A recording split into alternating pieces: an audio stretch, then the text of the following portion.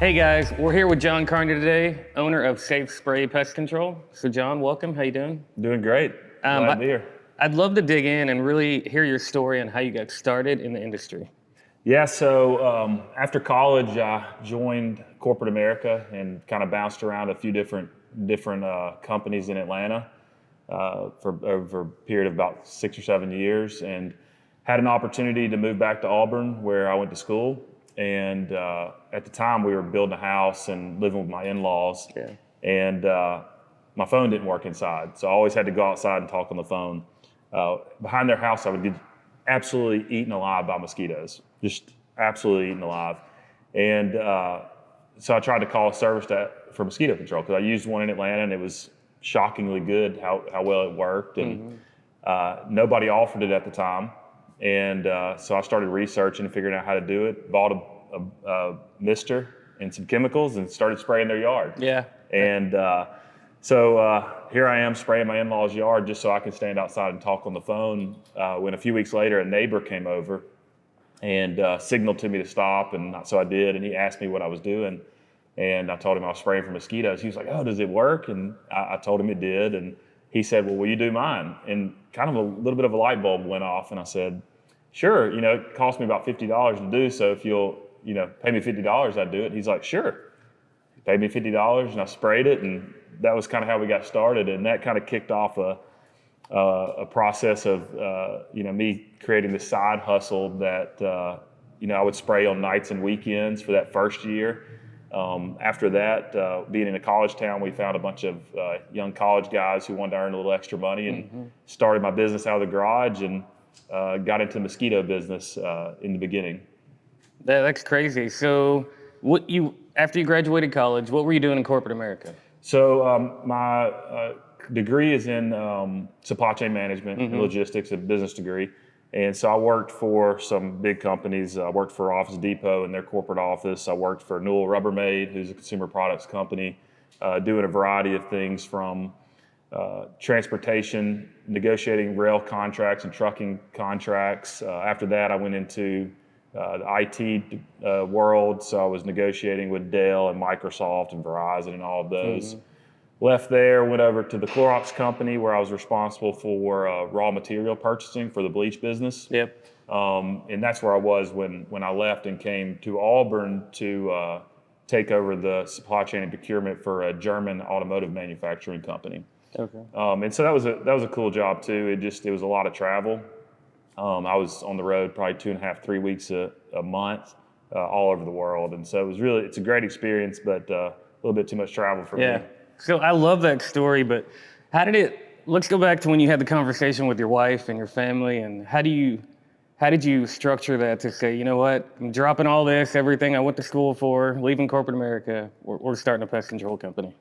Yeah, well, it didn't happen exactly like that, because when I started, it was a side hustle, and I did that for 7 years. Okay. So I ran that business from 2011 till 2018 is when I eventually quit. So it was a long 7 years of building up this business while I was in corporate America with a big job, traveling all over the place, and a lot of time, a lot of sacrifice. But it hasn't been that long ago. I realized that I was talking with Seth last night, and we were talking about how I feel like it's been eternity to build this business, but in reality, we've only been full time at it since 2018. Okay. And a lot's happened since then. But eventually, to get to that point where your question is, in 2018, the company I was working for decided to take production from Auburn back to Poland. And when they did that, they just left a small team here. And at that point, it wasn't really what I wanted to do anymore. And I had built the company up to a point where it replaced my income. And so we just talked and decided let's go time. It's time, Let's do it. So you started off with just mosquito control. At what point did you decide to add general pest control and termite in there? Yeah, so I would say looking back, that was probably one of the scariest moments in my business, was hiring my first full-time employee. I'll never forget, it was a family friend. It was a husband of my wife's friend. That had been in pest control a long time ago, had gotten out and decided to get back in. And it was a really, really hard decision to bite that bullet and pay that first salary. And I remember talking to my wife, and she was like, just do it. And I was like, I can't, that's so much money, I can't do that. And she really pushed me to do it. And so we did that, and he helped get the pest control, because I didn't have, you got to remember too, I came into this with zero pest control background. Yeah. No family, never done it before. And even to this point, I mean, all we've done is mosquito control. We were actually SafeSpray Mosquito Solutions back then. So we were a strictly mosquito control company. And so we got the pest control going, and I think that was 2015. So that was kind of 4 years later. And we marketed it to start cross-selling to all of our current mosquito customers. And about a year later, a friend of mine who was a custom home builder, we were at his farm on a little hunting weekend, and he mentioned to me that he was looking at changing his termite pre-treat provider. And I was like, whoa, if you're changing it, you need to use me. And he said, well, can you do it? And I was like, not yet, I don't have a license. Right. So he told me I had about 6 weeks to get in there and get the license knocked out. So I figured out all the requirements, studied, took the test, passed them, and here I am in the pre-treat game from nowhere. And so that's how we got our start into into pest and termite. And then we did that, and then I think that was 2016. So a couple years later is when I went in full time. Yeah, that's an amazing story. You have a great team that you work with too. So love everybody at SafeSpray. What's next for SafeSpray?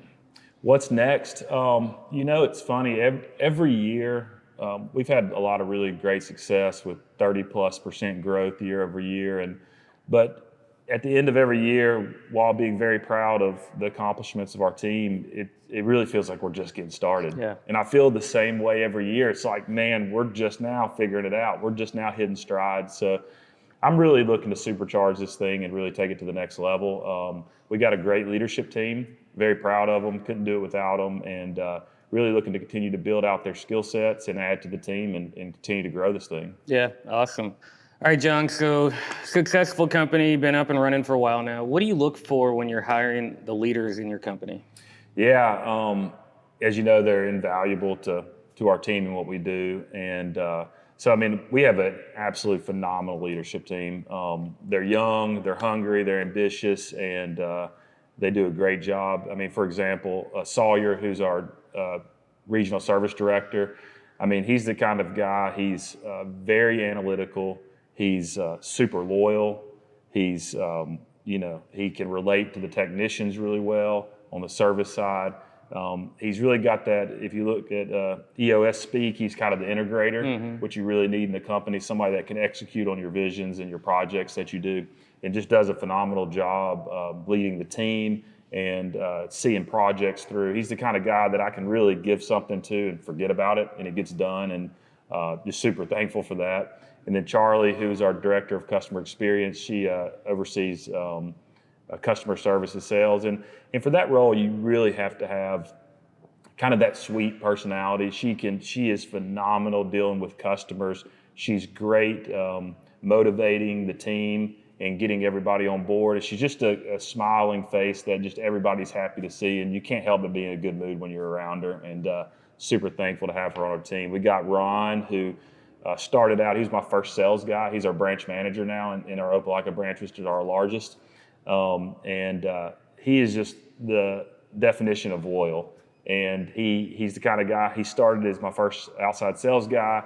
We've moved him, he was an inside sales manager for a while. He was a service manager, moved him back into sales to help get some things straightened out. Now he's back in the branch manager role. And so really people that are adaptable, I would say, people that get on board with your vision is important.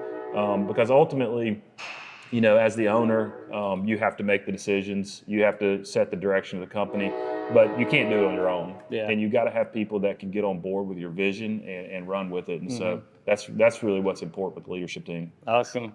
Yeah. So now that you've kind of gone through this journey and you've got the company started, like what's something that has shocked you that you weren't expecting after you started the company? Really, you have visions and ideas for your business when you start. So for me, I had this mosquito control company, and what I thought I was going to do is develop a business in a box franchise and sell mosquito franchises. And so, the thing for me is that you've always, you just kind of run with it as the business evolves, because different things happen. As you learn and you go, you figure out, well, that looked nice then, but it's not really where we want to go now. So I think being adaptable, and I'm the kind of guy too who, like, one of my superpowers is I don't know everything, and I know I don't know everything. And so I'm always reaching out to people. I listen to a lot of podcasts, read a lot of books. I'm on all the Facebook groups, reading questions and seeing if I can pick up tidbits. Obviously working with you guys at Pest Daily. I think one of the most important things about being a leader is being able to not try and recreate the wheel all the time, but implement successful strategies. And that's how you grow the fastest and get things done the fastest, is just getting going. Yep. If you wait till everything's perfect and you have the rock solid plan, you'll never get going. And so, yeah. Yeah. So there's somebody watching this right now that is on the fence of starting their own company. What advice would you give them to kind of make that leap? Well, I would say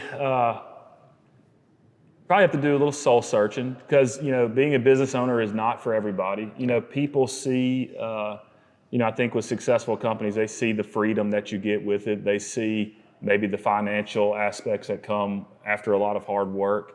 But what they don't see is working 2 jobs for 7 years, having to put money back in the company at the beginning of January so you can make that first payroll after those tough cash flow months. And so I think there's a lot of pros, and for me and my personality, it's a perfect fit. It's not right for everybody though. But I think if you're the type of person who can work really hard, that wants to take some risk, and that wants to build something, it could be a great fit for you. But I think you have to go into it knowing it's not when you look at your boss or whoever and think they just got it made. Oh, they're in the office, whatever, and that's not the real picture of an entrepreneur. And you have to, I think, do a little soul searching first to make sure that you can stomach that. Yeah, definitely. So you heard it first, guys. Just go do it. Go do it, get it done, go start. Yep. So John, we talked about your journey. If you could go back in time right now and tell your past self something, what advice would you give them? Well, would I know what I know now? Yeah. Oh, I would probably straight out of high school go into pest control, without a doubt. I would have started my company in 2002. All right, so that's the winner, guys.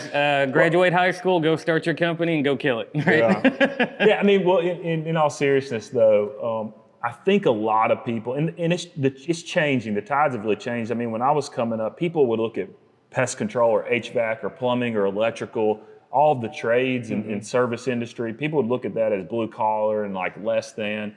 But looking at my own company and looking at a lot of mentors and colleagues and stuff, I mean, these kind of companies like ours now are very sophisticated and high end and attracting a lot of high end talent now. And so I'm just super proud of this industry. And that's one thing that I would say is don't overlook these, because there's a lot of opportunity there, and it's a really cool, high tech industry that you can work in. Yeah. Well, John, I appreciate you coming out today. It's been great hanging out with you. Thank y'all for having us. See you guys next time. See you.